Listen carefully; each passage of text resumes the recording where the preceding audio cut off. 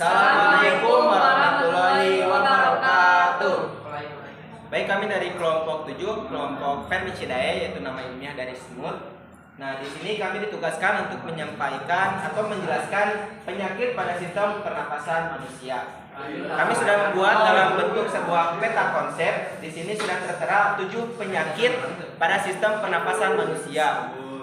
Nah, untuk penyakit yang pertama, penyakit emfisema. Penyakit yang kedua, kanker paru-paru yang akan dijelaskan oleh saya sendiri.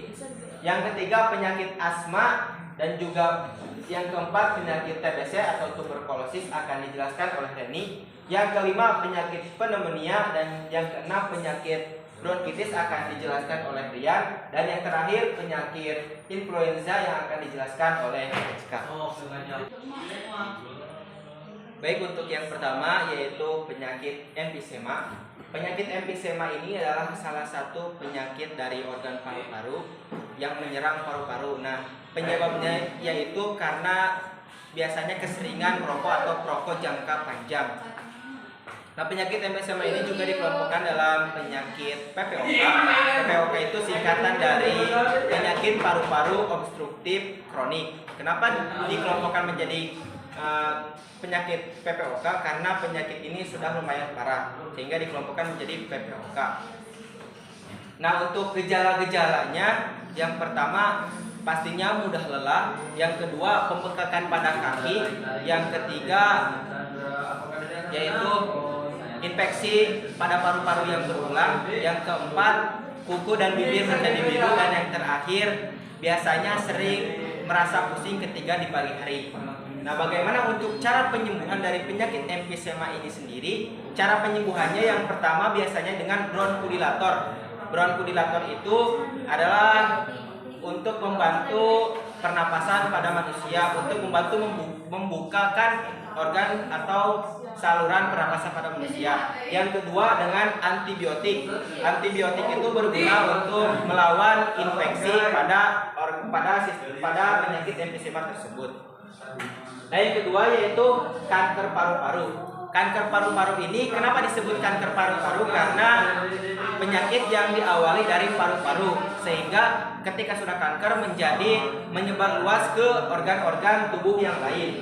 Nah, penyakit kanker paru-paru ini biasanya pastinya disebabkan karena kebiasaan merokok atau perokok pasif. Nah, yang kedua biasanya karena paparan racun tertentu, dan yang terakhir karena ada riwayat dari keluarga atau salah satu dari keluarga kita ada yang terkena kanker paru-paru, sehingga kanker paru-paru tersebut menular ke orang yang terkena kanker paru-paru.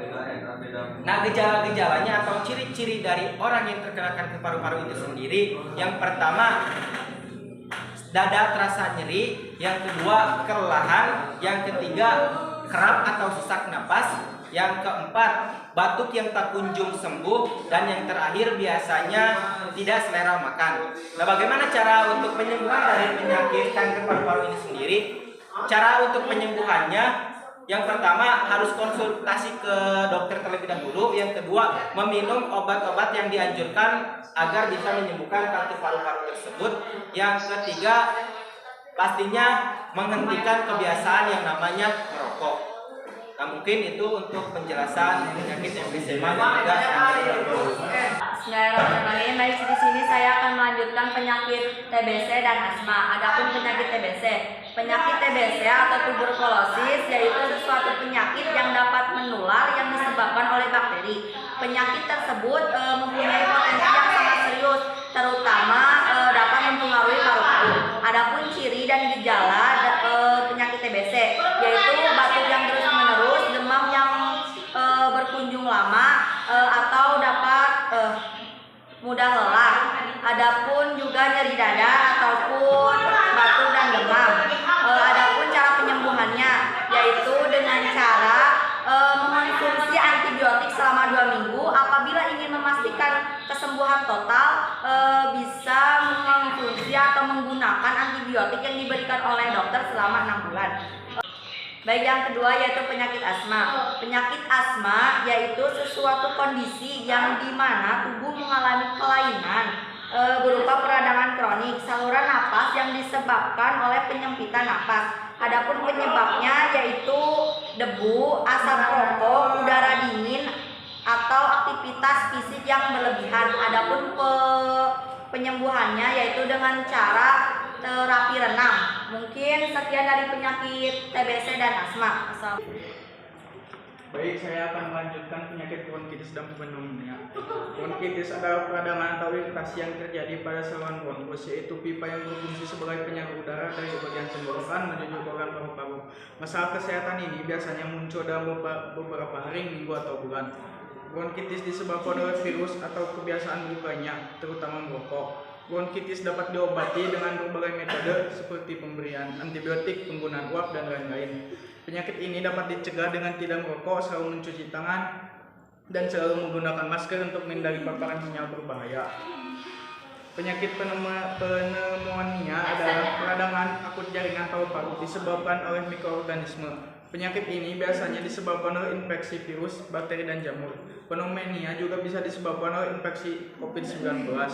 Penyakit ini dapat diobati dengan mengamati infeksi yang terjadi dan memberikan terapi suportif. Dokter akan memberikan antibiotik yang harus dikonsumsi sampai habis jika infeksi disebabkan karena bakteri. Pneumonia dapat dicegah dengan meningkatkan tindakan perlindungan dengan menerapkan praktik pola hidup bersih atau sehat. Salah satunya dengan mencuci tangan dengan sabun. Baik, saya akan melanjutkan menjelaskan tentang penyakit pada sistem pernapasan manusia, yaitu influenza. Influenza merupakan penyakit yang disebabkan oleh virus influenza.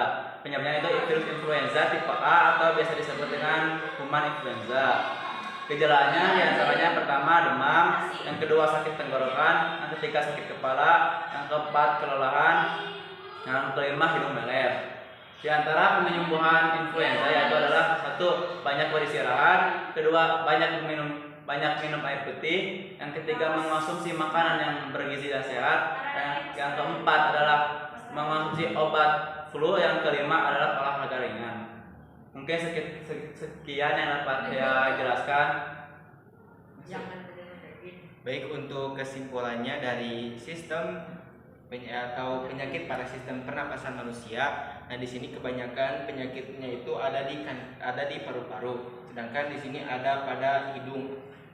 Nah, kesimpulannya penyakit dari sistem pernapasan manusia ini yaitu umumnya pada paru-paru, sering terjadi akibat seringnya merokok atau kebiasaan yang kurang sehat. Untuk itu, kurangilah yang namanya merokok atau berhentilah merokok agar sistem pernapasan kita baik-baik saja atau terhindar dari penyakit pada sistem pernapasan manusia.